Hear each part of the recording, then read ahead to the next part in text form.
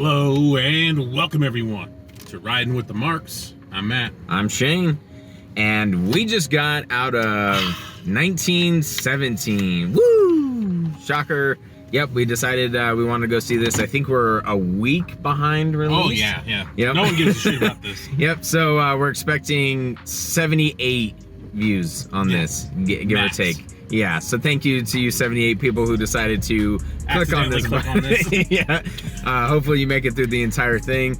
But wow, what to say? 1917.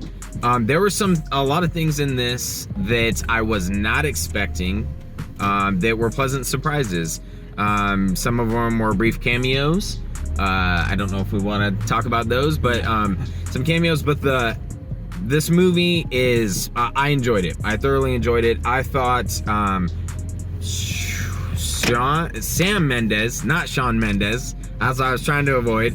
Sam Mendes, the director of this, took a risk with the style that he wanted to go with in how he was going to film, and I really thoroughly enjoyed it. Essentially, I did not know this. Matt said he did. It is almost one solid, it's not one take, but it's presented to be exactly one take. That you're following along, and I really think it puts you right in the action. You feel like when how long the battlefield is, how long the trenches are, how much you need your headlights on. when they're crawling, you feel like you're crawling with them. When they're in the trenches, as Matt mentioned, you feel like you're in the trenches with them. Everything. And there are some points when I realized, okay, I see exactly how they want to film this. There were some points where you could tell exactly where the edits were supposed to be. Obviously, they have to put some edits in there, but I thought they did a really good job blending that into the movie. And I really enjoyed that. I like when directors like Zack Snyder try to put you into the movie itself. And I thought it worked. Yeah, I mean, the story was incredibly basic, It's kind of it's like a bootleg Saving Private Ryan. Yeah, to an extent, definitely like a Saving Private Ryan, but I thought it worked. I enjoyed it. I'm not gonna say this is like my all-time favorite movie, but I thought for what they were going for, it worked really well. There was one moment in it that it kind of like needs to jump ahead, and I thought they incorporated that incredibly well. I liked the score, it was awesome. I'm not sure who did the score for this, but really well done. The action obviously was great. Try to go see this in a type of theater where the sound is maybe amplified. Dolby Atmos, IMAX, whatever you can. Something, because it really adds to the experience. You can feel the bass running through your chest. And yeah, fantastic stuff. Could be a heart attack, but it's more than likely bass. And yeah, what pretty much Shane said, for the most part, the ambient feel of the movie really plays into part of this. That one take shot, basically you're just walking with them the whole time. It looks like one camera is used this whole entire time. And in a world of hyper editing that we see in movies these days. Oh yeah, jump cuts. Over and over again. The shaky cam. Jinx, you. What is that? I don't even know how that fucking goes. Hench Poke Yome Coke, I don't know. I don't remember. Jinx, yeah, something. Anyway, yeah, but the shaky cam, the quick edits and everything, to have a movie that just kind of sits there and actually just focuses on the actors, the environment, and everything else, it's refreshing. It's really nice to see for the most part, and I thoroughly enjoyed that. Like, it's just cool seeing. It was actually kind of a cool game to see where they did put the edits, but at the same time, it's like, man, how did you you're following through this part, like you obviously have these sweeping parts, like there's a river part and stuff, and you're like, man, how is he tracking the guy down the river so well? And I leaned over to Matt pretty early on, and I said, this is a movie that I would love to know how it was made, because you feel like you are in a battlefield. There's not at one point where you feel, oh, that's green screen, oh, that's green screen. Not a single moment. There's only like one part where I kind of noticed, two parts where I noticed CGI. And that was it. I didn't even. It has to do with the river. And it's kind of obvious. Yeah, there was one point where they get up to like a building, and they're kind of looking out where actually it's what's left of a building, and they kind of peer through a little bit, and you're, as a viewer, you're looking through basically the door.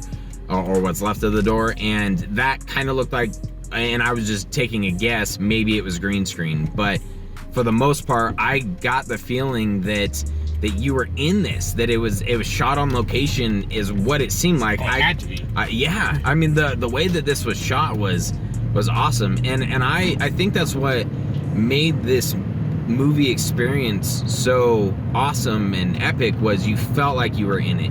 And I'm sitting there trying to think of like, how are they doing this? And yeah, there were some obvious parts where they brush behind a tree. Okay, that's obviously where an edit was.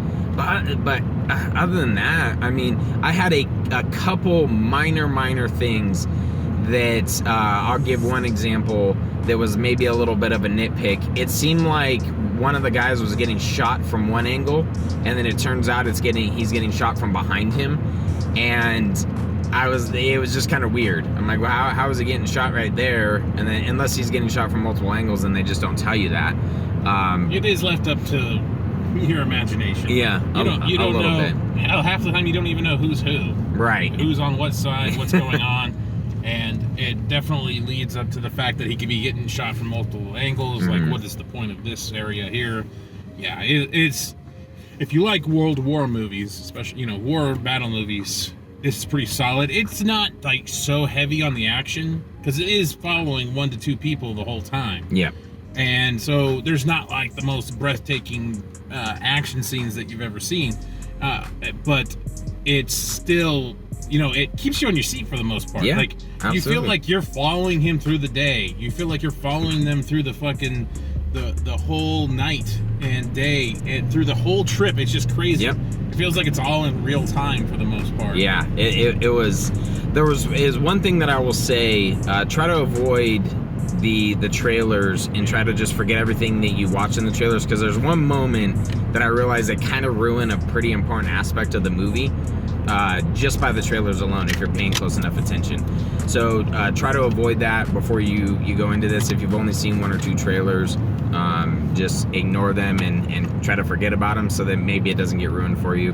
But other than that, yeah, I mean, basic movie. The score was great. Runtime was perfect. I felt like that ended right at the exact point it should have. Yeah. Like, it felt like a perfect runtime. I mean, it did drag a little bit here and there, but it's just actually, to us, or at least to me anyway, it's refreshing, because they're just sitting on these moments for once. Like someone's, someone's dying, and they're just sitting there, and maybe nothing's being said.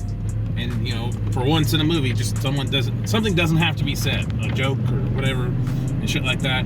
It doesn't have to be said, so it's very refreshing. Yeah. This movie's definitely worth a theater visit. Absolutely.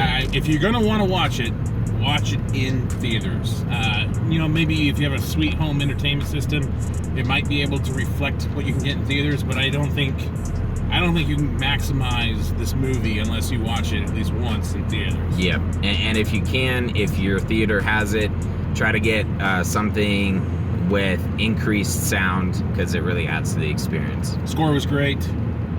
Actors did great. Everything was great in it. Yep. Everything was great. It's definitely worth the visit to the theater. Thoroughly enjoyed it. Looking forward to 1918. Yeah, the post-credit scene was amazing. In case I don't see you. Good afternoon, good evening, and good night.